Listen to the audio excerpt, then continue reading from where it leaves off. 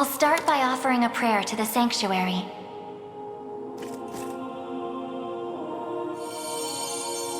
He who bears the ring of the unicorn, present its grandeur before me.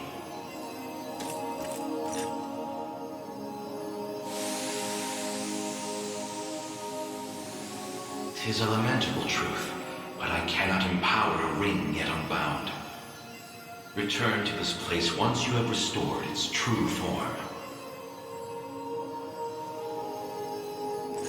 Looks like the Sanctuaries can't help us.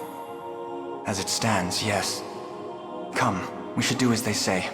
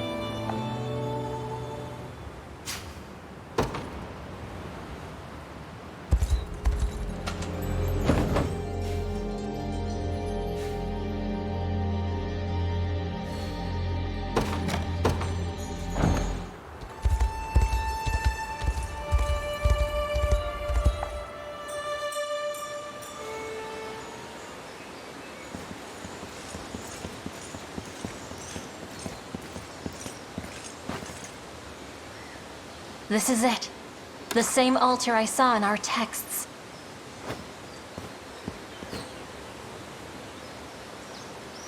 The ring, Elaine.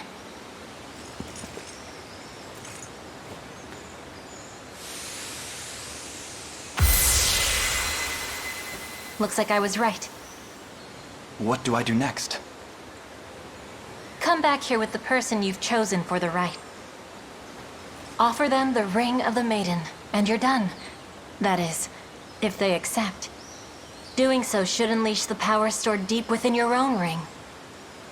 But Is there more? the covenant between Unicorn and Maiden requires both sides to be of one mind and one heart. If either betrayed the pact they swear at this altar, they would face terrible consequences. At least, according to the texts. I'll have to keep that in mind. Considering the risk, I'd suggest you give the ring to the person you trust most.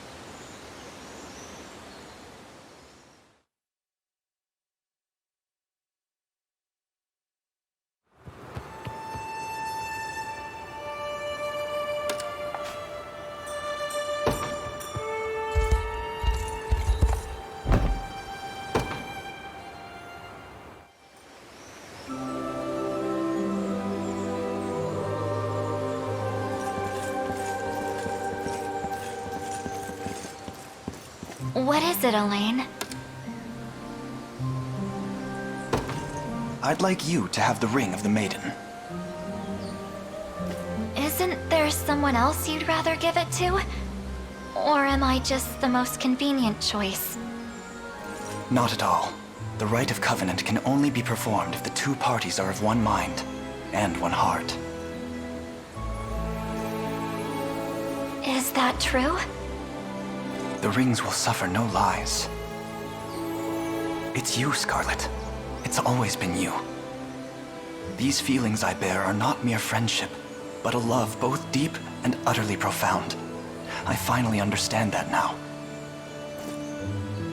You know, I always thought it was my mission that kept me standing beside you. But I realized something back when we were separated. I treasure you more than I could have ever dreamt. Then stay with me, Scarlett, until the day we both drift off into eternal slumber. Nothing in this world could make me happier.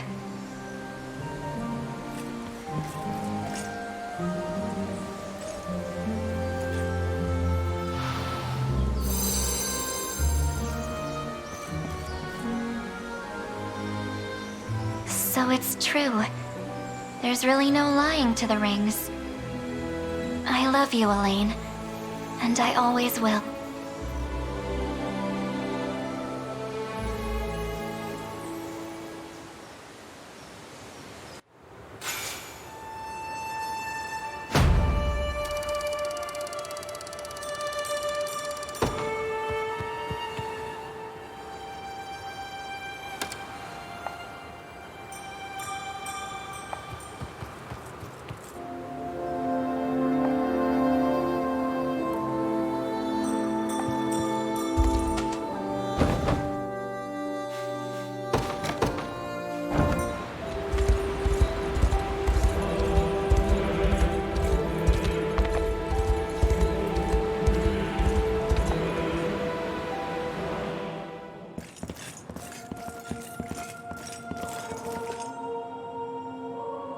I'll start by offering a prayer to the Sanctuary.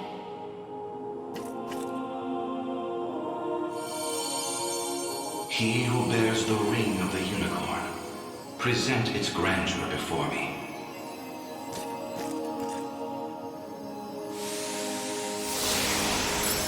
Progeny of the late Pontifex Errant, you have done well in guiding the Savior to this sacred hall. You know of me? I do. Your father, under compulsion of Baltro's magic, destroyed the seal sheltered upon these grounds. A regrettable fate indeed. Excuse me the question, wise sage. Why is it that those of the pontifical lineage are able to break the Sanctuary seals? 'Tis a tale even older than the Orthodoxy itself. But that's over 800 years. Indeed. I speak of ancient Zenoa and their sorcerer's quest for might beyond mortal bounds. A pursuit which brought them to Palavia and the holy power of the almighty unicorn. Enraptured by its supreme brilliance, they began to experiment, using the citizens of Albion as their subjects. In time, those experiments birthed a new race entirely. The population you know as angels. That's not possible. Yet their only distinguishing feature were the wings on their backs, a mark of failure for the sorcerers who conceived them. The experiments continued unceasingly, but only one success emerged. A man capable of divine wonder. The first pontifex. Yes, and the gift he bore was the means to lay wandering souls to eternal rest. But how does that relate to the seals? The purpose of Fevroth's sanctuaries is twofold. The first is to soothe the vengeful spirits of old Zenoa. The second is to accumulate an energy most sacred, the power of cleansing. Garius impelled your father to set loose the souls bound to the sanctum, to break its seal as you know it. In so doing, he divested these grounds of one of their vital duties. But the other, the power of cleansing housed within, still remains undefiled by wicked intent. My father must have foreseen the breaking of the seals all those years ago. Which explains why he asked you to one day guide me here. To impart the power of cleansing upon my ring, so that we may stop Garius before it's too late.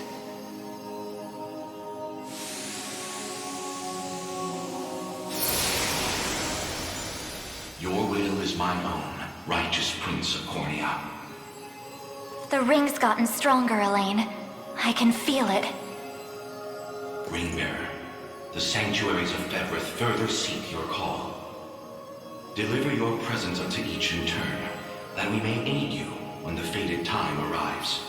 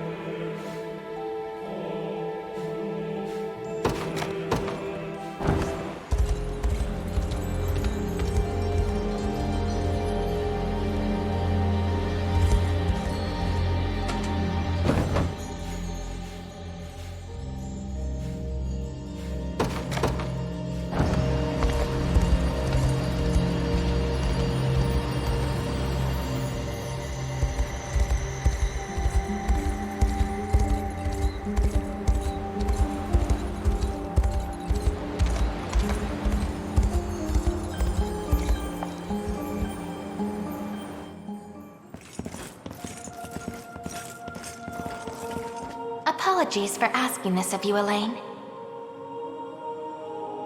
It's merely that I'd like to make an inquiry regarding the nature of these sanctuaries. Please, your presence is more than welcome. We'll ask the sage together. I'll start by offering a prayer to the sanctuary.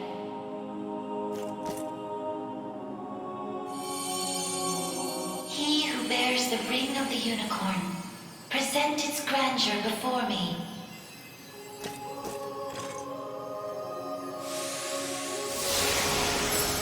Beside you stands the Turanos of Elheim. The ring of the unicorn would remain ever bound were it not for you. Or for your ancestors, who conveyed the rite of covenant through a great many generations. For that, you have my utmost gratitude. 'Tis a kindness I scarcely deserve, O wise sage. But if I may, I wish to ask a question of you. For what purpose were these sanctuaries constructed? To house errant, wandering souls, those of the fallen Zenoiran Empire. Yet that raises another question still. How is it that Zenoira met with ruin? 'Twas an act of hubris immeasurable. In search of the forbidden gift of immortality, their sorcerers made sacrifice of a divine being, the great and noble unicorn. Such vile disregard for the natural world. Indeed, and greed only drove them further from their own humanity. Amidst the slaughter, they sought to elicit the creature's purifying energy, and in so doing, break free of the shackles of mortality. Yet the cleansing fires of the unicorn glow impossibly bright, violent in their rejection of vice and villainy. For the wicked-hearted to harness such a power as their own would be a contradiction of its very purpose. 'Twas a miscalculation of the most fatal ilk. With the beast's dying embers, the fury of the unicorn struck Zenoira's people. Their skin burned, their flesh was rent from their bodies, and their souls were condemned to wander for the rest of eternity. How horrible. 'Twas the greatest irony, then, that the right proved a success in the end. From the ashes of tragedy rose but one survivor. A single girl, capable of communion with the divine unicorn her countrymen had so cruelly defiled. Aside the pontiffs of Albion and the elven Turanos, she set forth to deliver peace to the restless souls of Zenoira's citizens. A venture which saw them construct 6 sanctuaries spread through every land of Fevrith. Upon its completion, she rallied those loyal to her cause and founded a new nation, Cornea, of which she would become the first queen. And with the spirits of her brethren pacified at last, she relinquished the power she had never once wished to receive.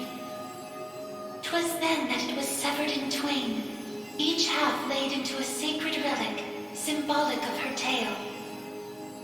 The ring of the unicorn. And that of the maiden. Then the reason this ring answers to me alone is the royal blood flowing through my veins. Quite so. Your heart is that of the unicorn, fated to commune with a maiden true and fair. A destiny which culminated in the rite of covenant and the subsequent unbinding of the ring's true form. Now, the power of cleansing housed within these grounds will prove a great boon in the battle ahead. You need only accept its grace.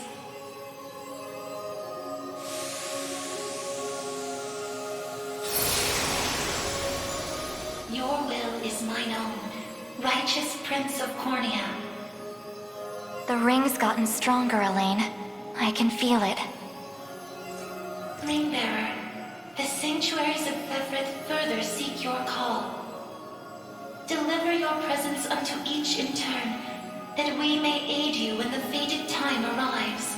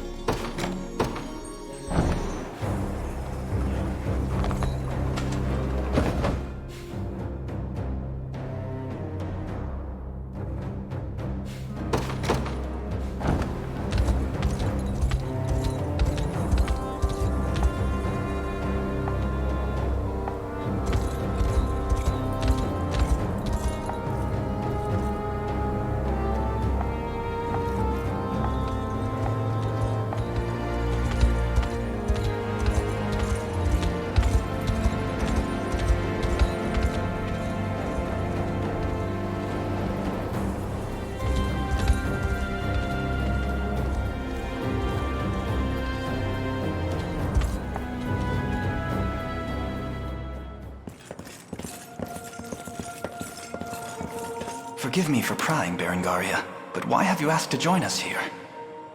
Baltro, I want to know more about the man who thinks he can tamper with other people's minds. I have a few other questions for this sage of yours, too. I'll start by offering a prayer to the Sanctuary.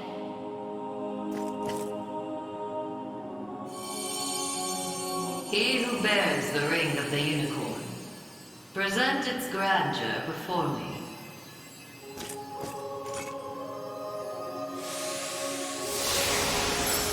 Excellent. Hope you're in the explaining mood, Sage. There's a sorcerer working with Garius. Goes by the name Baltro. What can you tell me about him? The man was a true prodigy, if ever one has deserved the title. His aptitude for magic was, in a word, peerless. A gift he employed with little concern for sense or morals. 'Twas through that disregard that he birthed arts as magnificent as they were monstrous. The rite of channeling chief among them. Is that how the devil still lives? By possessing the body of another? Balro himself has no need of such trickery. While the lost souls of ancient Zenoira's people have long stood confined within the sacred grounds of the Sanctuaries, Balro has remained in the realm of the living, sustaining his twisted physical form for centuries upon end. The lone survivor of a fallen empire. But if those souls have been locked away, how exactly was he able to summon them? With the crystal of transference, of course. A potent medium capable of circumventing the barred gate to beyond. Once the desired soul was summoned, he wielded the rite of channeling to convey it into a yet living host. 'Tis a feat, I presume, only possible for a man of Baltro's infernal aptitude. Crystals of transference. I can't say I've ever heard of them myself. I bet they're real tough to come by. Otherwise, he'd have brought back the whole damn empire by now. You make a good point. I've got one more question for you, Sage. This armor I'm wearing, it's not the only set. There was another up in Albion recovered from the Sanctuary when Zenoa first started knocking. Way I hear, it was the pontiffs who found it, gave it to a guy named Nigel not long after. So, I was wondering, this place have any old gear you're looking to part ways with? Alas, all armaments stored within these walls have long since been evacuated. Yet the power of cleansing remains pure and true. Grasp it tight, and it shall surely bring you succor in the days to come.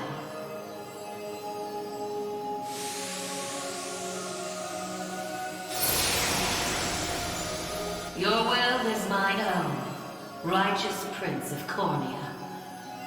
The ring's gotten stronger, Elaine. I can feel it. Ringbearer, the Sanctuaries of Fefrith further seek your call. Deliver your presence unto each in turn, that we may aid you when the fated time arrives.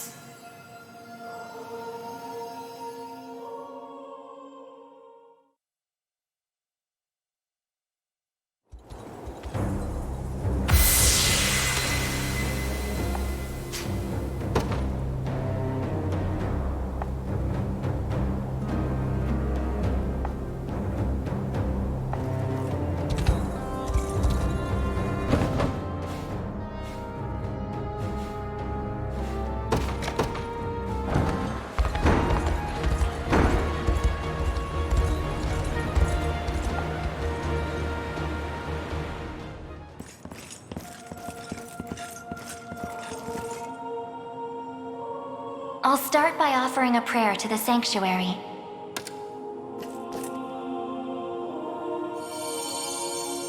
He who bears the ring of the unicorn, present its grandeur before me.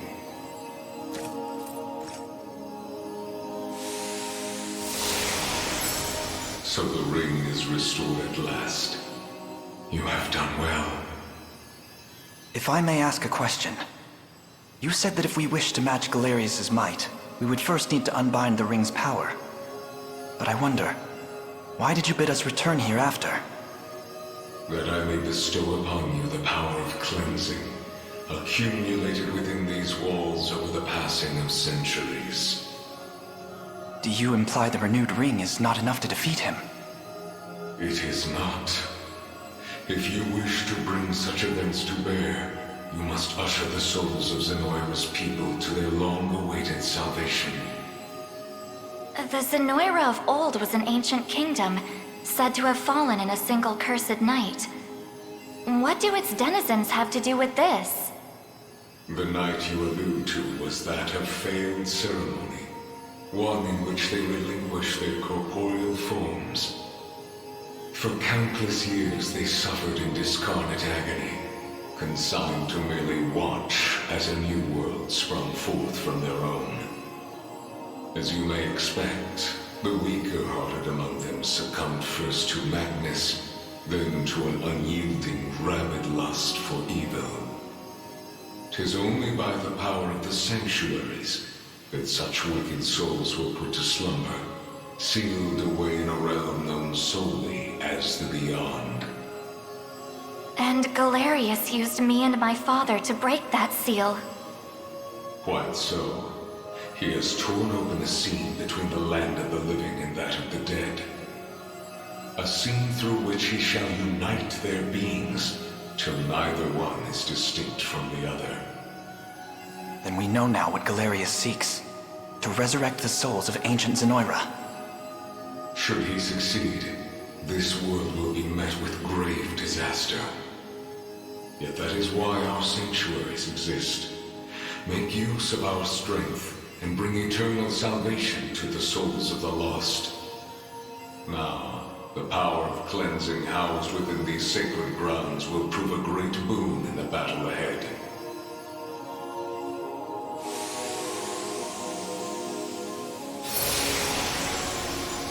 Your will is mine own, righteous Prince of Cornea. The ring's gotten stronger, Elaine. I can feel it. Runebearer, the sanctuaries of Fevrith further seek your call. Deliver your presence unto each in turn, that we may aid you when the fated time arrives.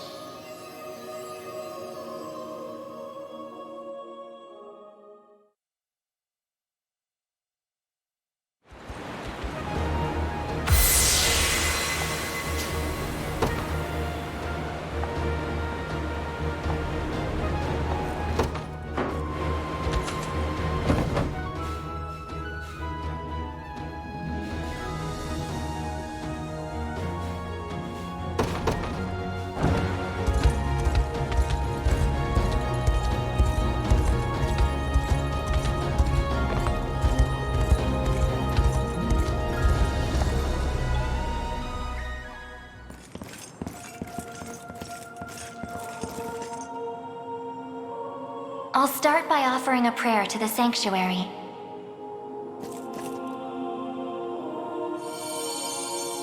He who bears the ring of the unicorn, present its grandeur before me.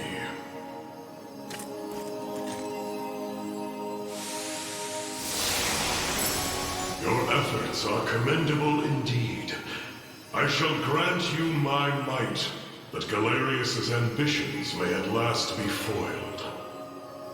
If you'll allow me a question first. Galerius asserts himself Emperor of the fallen Zenoiran Empire, but I wonder, do his claims ring true? They do. He is a man dangerous beyond all reason or belief. In truth, Zenoira's people were not born on Fevrith soil, but hail from another continent, beyond the Great Seas. I didn't realize there were lands outside our own. Their populace enjoyed countless years of peace and prosperity, ushered in by magical advancements of the highest order. Yet, after a contested succession sparked civil war, the very magic which once enhanced their lives now stole them away instead. And by the day Garius emerged victorious, Zenoa was naught but barren wastes, inhabited chiefly by the corpses of the damned. Faced with such cold conclusion, most would have considered him a king absent a kingdom. Yet Garius would not be denied his reign. Mustering what few pitiful subjects remained in the realm of the living, he set off to seize a new shore as his own, Fevrith. Then the ancient Zenoa we're familiar with was actually an invading army from a far-off continent. The modest fiefdoms which dotted Fevrith could but thrash and flail beneath Garius's insurmountable might. Only Elheim, shielded by the boughs of the divine Ermelda, was spared utter desolation. If that same conqueror now blights our lands as well, can we assume General Valmor was possessed by his soul? I don't believe we can. An energy so ineffably evil likely derives from something else entirely. How do you mean? Were he merely revived through the rite of channeling, slaying the host would banish his soul back to the frigid gates of the beyond. Yet, to judge by the monstrous aura surrounding him, I fear the task far too great for such crude methodology. No matter the truth of it, Garius must be stopped. And the power of cleansing housed within these walls shall hearten that pursuit. 'Tis yours, should you but accept it.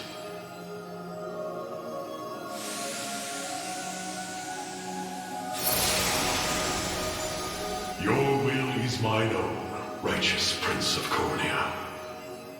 The ring's gotten stronger, Elaine. I can feel it. Ringbearer, the Sanctuaries of Fevrith further seek your call. Deliver your presence unto each in turn, that we may aid you when the fated time arrives.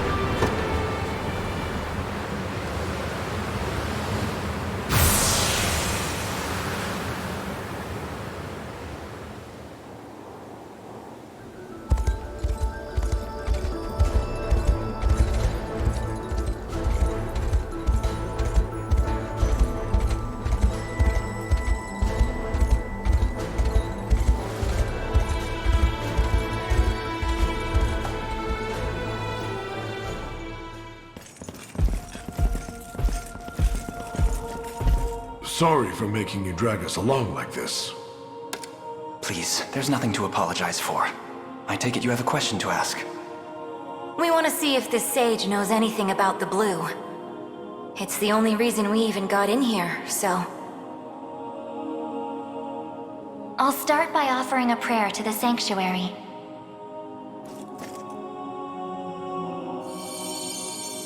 He who bears the ring of the unicorn, present its grandeur before me.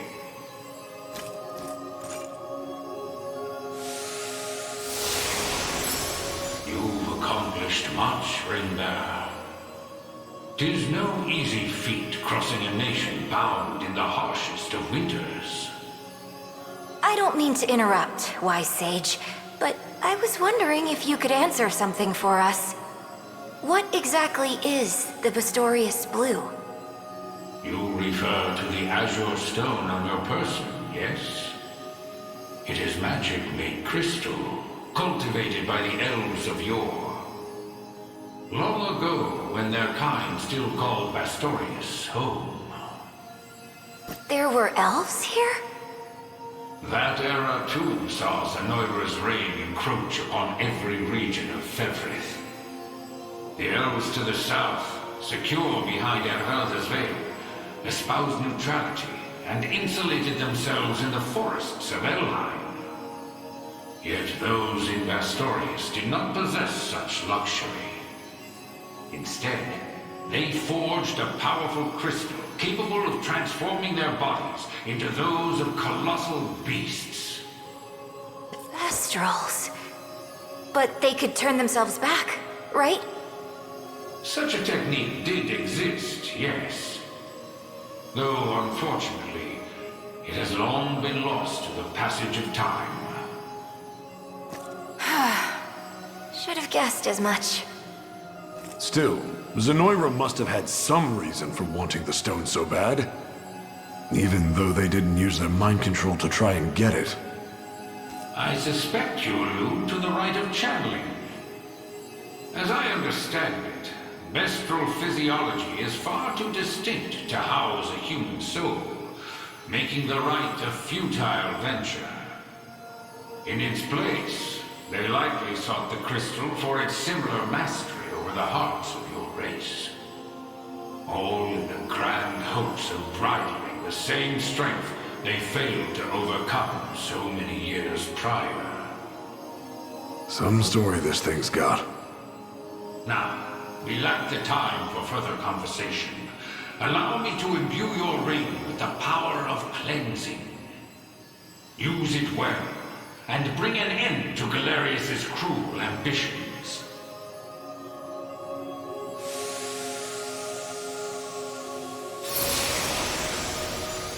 Your will is mine own, righteous Prince of Cornea. The ring's gotten stronger, Elaine. I can feel it. Ringbearer, your pilgrimage is fulfilled, and so too is the ring of the unicorn. Deliver your presence unto the decisive conflict, that we may aid you when the fated time arrives.